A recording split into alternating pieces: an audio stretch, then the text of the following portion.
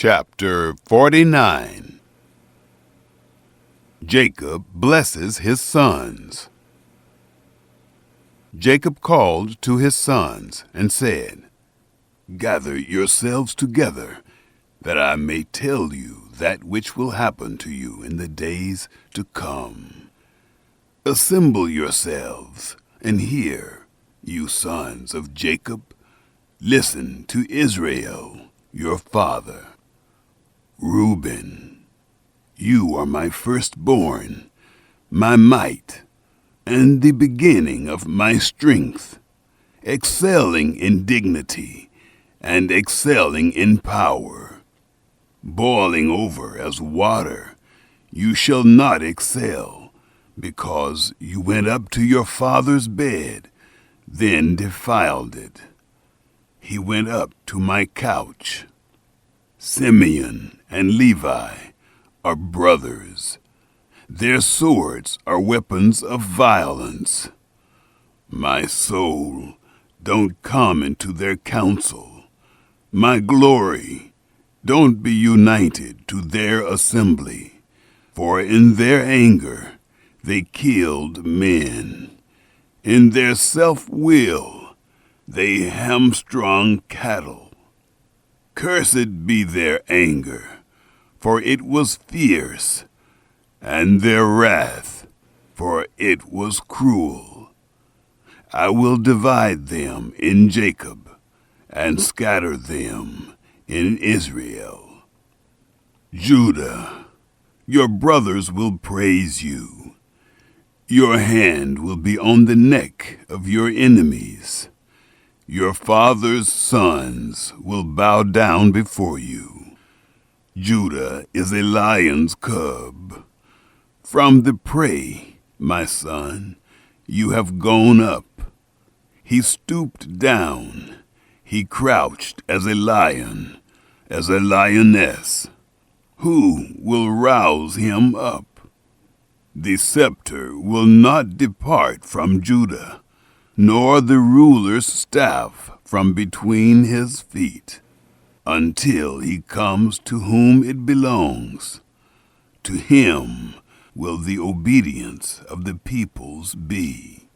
Binding his foal to the vine, his donkey's coat to the choice vine, he has washed his garments in wine, his robes in the blood of grapes. His eyes will be red with wine, his teeth white with milk. Zebulun will dwell at the haven of the sea. He will be for a haven of ships. His border will be on Sidon. Issachar is a strong donkey, lying down between the saddlebags. He saw a resting place, that it was good, the land, that it was pleasant. He bows his shoulder to the burden, and becomes a servant doing forced labor. Dan will judge his people as one of the tribes of Israel.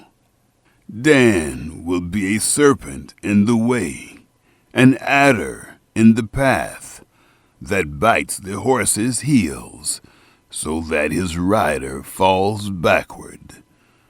I have waited for your salvation, Yahweh. A troop will press on Gad, but he will press on their heel. Asher's food will be rich. He will yield royal dainties. Naphtali is a doe set free, who bears beautiful fawns. Joseph is a fruitful vine by a spring. His branches run over the wall. The archers have severely grieved him, shot at him, and persecute him. But his bow remained strong. The arms of his hands were made strong. by the hands of the mighty one of Jacob. From there is the shepherd, the stone of Israel.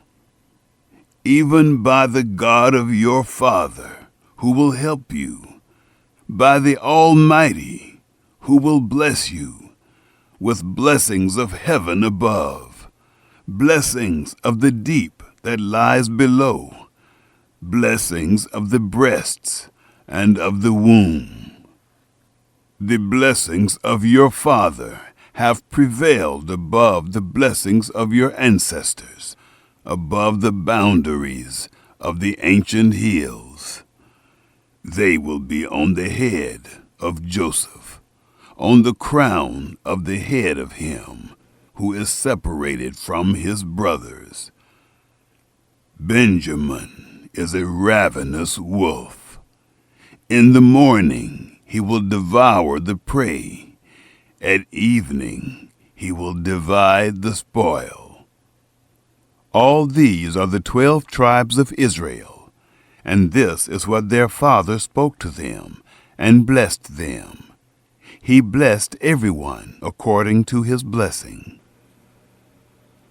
The death of Jacob. He instructed them and said to them, I am to be gathered to my people.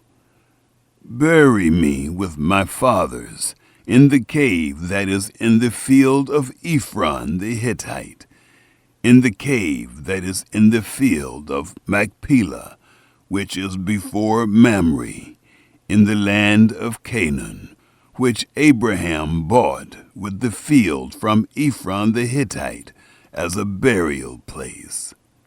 There they buried Abraham and Sarah his wife. There they buried Isaac and Rebekah his wife. And there I buried Leah. The field and the cave that is therein, which was purchased from the children of Heth. When Jacob made an end of charging his sons, he gathered up his feet into the bed, and yielded up the spirit, and was gathered to his people. Chapter 50. Mourning and burial of Jacob. Joseph fell on his father's face, wept on him, and kissed him. Joseph commanded his servants, the physicians, to embalm his father, and the physicians embalmed Israel. 40 days were fulfilled for him, for that is how many days it takes to embalm. The Egyptians wept for him for 70 days. When the days of weeping for him were past, Joseph spoke to the house of Pharaoh, saying, If now I have found favor in your eyes, please speak in the ears of Pharaoh, saying, My father made me swear, saying, Behold, I am dying. Bury me in my grave which I have dug for myself in the land of Canaan. Now, therefore, please let me go up and bury my father, and I will come again. Pharaoh said, Go up and bury your father, just like he made you swear. Joseph went up to bury his father, and with him went up all the servants of Pharaoh, the elders of his house, all the elders of the land of Egypt, all the house of Joseph, his brothers, and his father's house. Only their little ones, their flocks, and their herds they left in the land of Goshen. There went up with him both chariots and horsemen. It was a very great company. They came to the threshing floor of Atad, which is beyond the Jordan, and there they lamented with a very great and severe lamentation. He mourned for his father 7 days. When the inhabitants of the land, the Canaanites, saw the mourning in the floor of Atad, they said, This is a grievous mourning by the Egyptians. Therefore its name was called Abel Mizraim, which is beyond the Jordan. His sons did to him just as he commanded them. For his sons carried him into the land of Canaan, and buried him in the cave of the field of Machpelah, which Abraham bought with the field, for a possession of a burial site, from Ephron the Hittite, before Mamre. Joseph returned into Egypt, he and his brothers, and all that went up with him to bury his father, after he had buried his father. Joseph comforts his brothers. When Joseph's brothers saw that their father was dead, they said, "It may be that Joseph will hate us, and will fully pay us back for all of the evil which we did to him." They sent a message to Joseph, saying, "Your father commanded before he died, saying, 'You shall tell Joseph, now please forgive the disobedience of your brothers and their sin, because they did evil to you. Now please forgive the disobedience of the servants of the God of your father.'" Joseph wept when they spoke to him. His brothers also went and fell down before his face, and they said, "Behold, we are your servants."